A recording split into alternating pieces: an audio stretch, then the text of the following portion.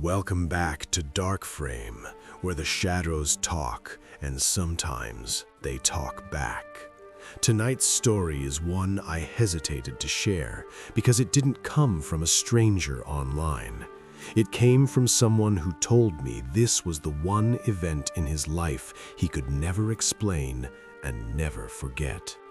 If you're listening alone, maybe dim the lights. This one lingers. My name is Ethan, and for most of my life I thought I understood fear. I grew up in a small Ohio town where nothing happened, the kind of place where the scariest thing was the customer service at the local gas station. I never believed in ghosts or monsters. I believed in what I could prove. My mom used to say that made me comfortably blind. I didn't understand what she meant until last year, until the night the mirror stopped showing my reflection and started showing something else. It began when I moved back into my childhood home. My mother had passed away a few months earlier, and the house sat untouched since. Grief is a strange thing. It can make you crave familiar walls, even when they feel haunted by memories. I moved in with the intention of cleaning it out, maybe selling it. But the moment I stepped into my old bedroom, I felt something off. Not dangerous, just wrong in a subtle, cold way, like walking into a room after someone has been arguing. Against the far wall sat my old mirror, the tall antique one my mom bought at a yard sale. I always hated it. Something about the warped edges or the way the glass seemed slightly darker than it should be. As a kid, I used to swear I saw movement in it when no one else was there. My mom always brushed it off, saying old glass plays tricks on the eyes. On my first night back home, I caught myself staring at that mirror more than anything else in the room. I don't know why. Maybe because it was the only thing that hadn't collected dust. The glass was impossibly clean, perfectly clean. I shrugged it off and went to bed. Around 3 in the morning, I woke up thirsty and headed toward the kitchen. As I passed the bedroom mirror, something in the reflection made me freeze. It was quick, like a flicker of movement. I stepped back and stared into the glass. Nothing. Just me, half asleep, hair messy, eyes foggy. Then I blinked, and my reflection didn't. I didn't move, I didn't breathe, I just stared as the version of me in the mirror tilted its head slightly, a motion I didn't make, and smiled. Not a normal smile, a slow, widening grin like it had been waiting for me to notice. My whole body went cold. I stumbled backward, hit my dresser, and the sound seemed to snap everything back to normal. My reflection moved with me again. It looked exactly how it should, terrified.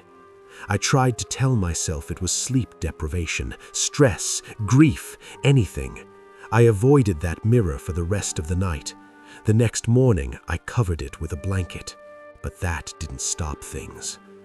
Over the next few days, I started hearing little noises inside the house, soft tapping on the walls, whispers too faint to understand, footsteps that always seemed one room behind me.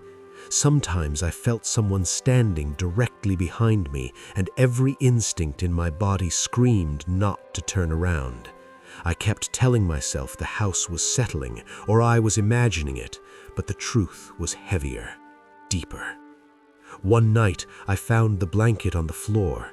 The mirror was uncovered. I know I didn't remove it. I checked every door, every lock. Nothing was disturbed. Nothing except the mirror. I tried to ignore it. I really did. But later that night, while I sat on my bed scrolling my phone, I felt something. A presence. I lifted my head and looked at the mirror, and for a moment, I forgot how to breathe. My reflection wasn't sitting. It was standing right behind me in the glass, staring down at the back of my head. I ran out of the room fast. I nearly slipped. I spent the night locked in the living room, lights on, TV playing some mindless show to drown out the quiet. I didn't sleep. I couldn't. The next morning, I grabbed a hammer. I was done with this. I was going to shatter that thing and throw it out piece by piece. But when I got to the bedroom, the mirror wasn't there. The wall was empty. I searched the entire house, every room, every closet. Nothing. It wasn't until I went into the basement, a place I hadn't stepped foot in since I moved back, that I found it. The mirror was sitting in the center of the floor, standing upright, not leaning against anything, just standing.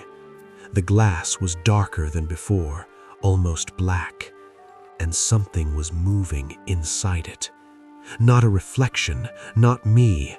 This, whatever it was pressing against the inside of the glass, slow and heavy, like a face trying to push through a layer of ice.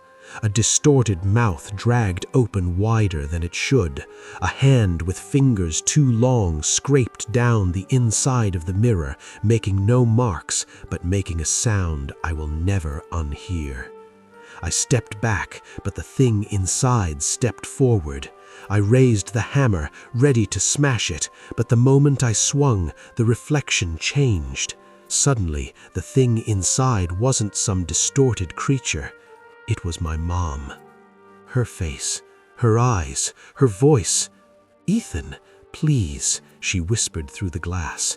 Her breath fogged the inside, even though that should have been impossible. "Don't leave me again." My hands shook. I dropped the hammer. Every memory of her hit me at once. Birthdays, Christmas, her hugging me when I cried as a kid, her voice telling me she loved me. Then the smile came. Not hers. The same impossible, stretched smile I had seen the first night. I ran. I didn't even think. I sprinted up the stairs, out the front door, into my car, and didn't stop driving until I was halfway across the state. I never went back. I left everything, the furniture, the clothes, the pictures, the house. I filed paperwork to have it condemned. Last I heard, they tore it down. But the mirror wasn't in the house when they checked. And sometimes, when I'm in public, I'll catch a glimpse of myself in a window or a car door. Sometimes the reflection lags for just a second, just long enough for me to know it's still following me, still trying to catch up. Thank you for listening to DarkFrame, where shadows have memories and mirrors remember you even after you're gone. If you're watching this at night, maybe avoid looking into any reflective surfaces for a bit. Just trust me. Sleep well, if you can. Until next time.